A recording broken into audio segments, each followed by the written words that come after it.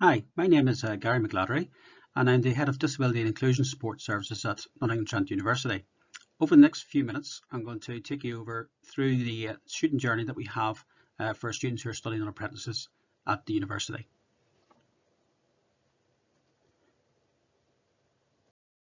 So I'll start you off with a few quick statistics on our approach, and we have around 1,500 students who are on apprenticeships across the spectrum at NTU. Nearly 200 have indicated that they have a disability, a specific learning difference, or a mental health condition. Over half of those have now sort of engaged with the processes and had a support plan put in place. So for the past couple of years, we've been looking at our processes in terms of how we engage with applicants and how we map out that student journey for our apprentices to ensure that it's as smooth as possible.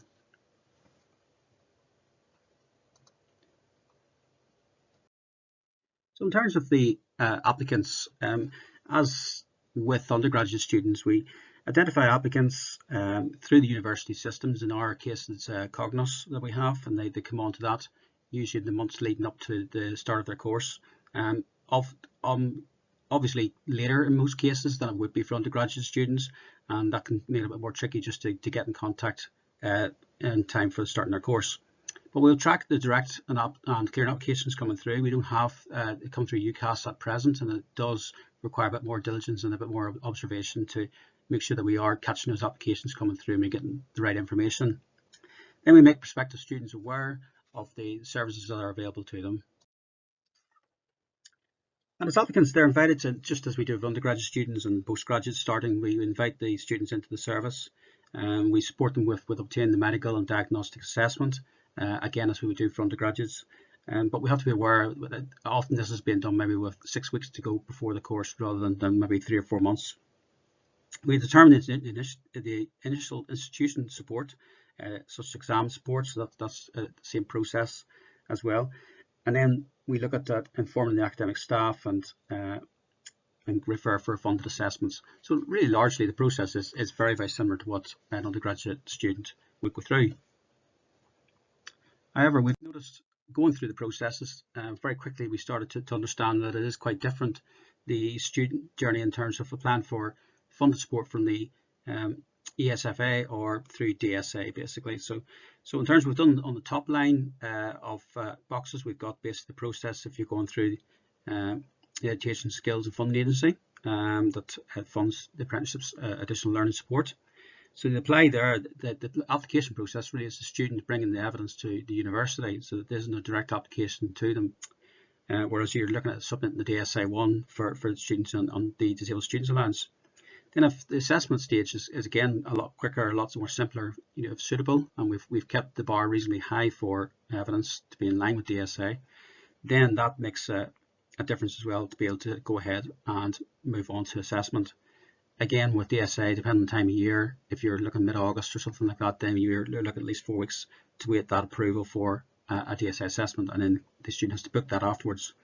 Whereas with the ESFA journey, we can go ahead, we can organise the assessment, and then as soon as that's done, we can order the equipment and we can get the non-medical helper support to start pretty much in line with the course. With DSA, if the student is in there early, around May, June time, it'll not be an issue either. But for later on, it is, we've got to wait approval. The student has to go to order equipment and also has to liaise with their non-medical help provider at present. And that's a lot for a student taking on in the first few weeks, and we've recognised that. There's also subtle differences in terms of what's actually funded. The SFA, it does fund less, that in terms of there's actually more money available. It's up to 42,000 on the top tier of funding, but it's less options. It's really more about equipment, which you haven't got from access to work, and again that tends to take quite a lot of equipment out basically.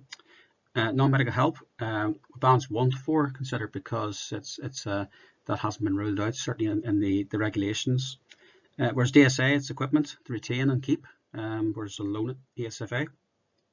The non-medical help, balance 3 and 4 only on DSA, and of course you have a lower level of funding as well, top end, which is 25,575 for the 22-23 academic year.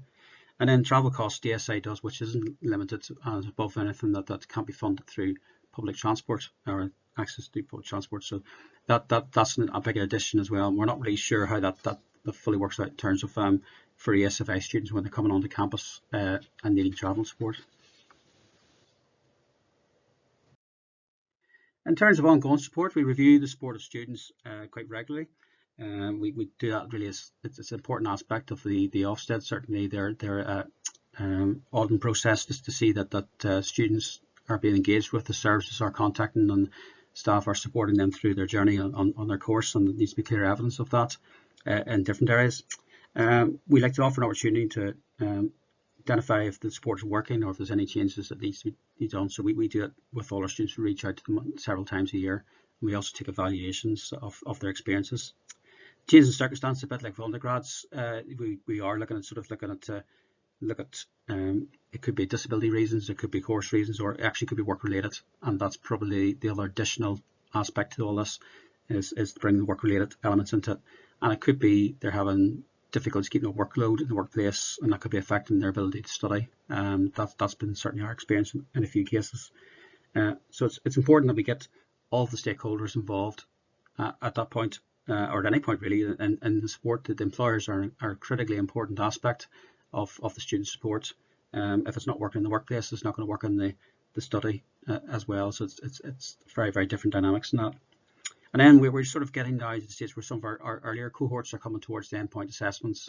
We're starting to sort of look at that. It's a longer process, and there's different issues, factors need to consider as well. Plus as well, the student may need to be doing assessment for functional skills in English and Maths. So there's other dynamics and additional potential assessments for the student to negotiate as well as part of the completing the process. So just a few conclusion remarks. The apprenticeships, they are an increasingly attractive alternative for many of our students. The numbers will increase. Certainly ours have increased significantly over the last 2 academic years. Many mature students we're finding, for example, are coming in.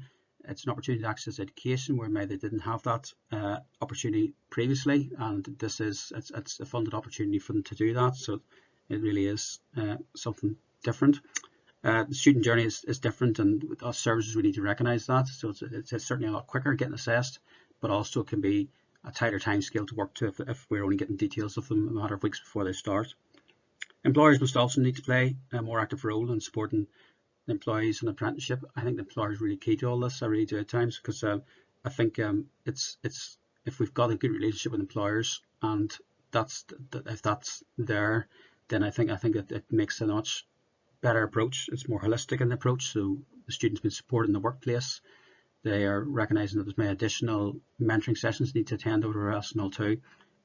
So it's really, really important that the employers are involved in that, and I think that's my sort of thoughts of that. That's become very, very apparent over the last 2 to 3 years that we've been working now on developing our processes. Hopefully you find this useful. We're all learning. I think that's my main sort of observation from the last few years, and I suspect when we come back again next year we'll have even more information on it. Thank you.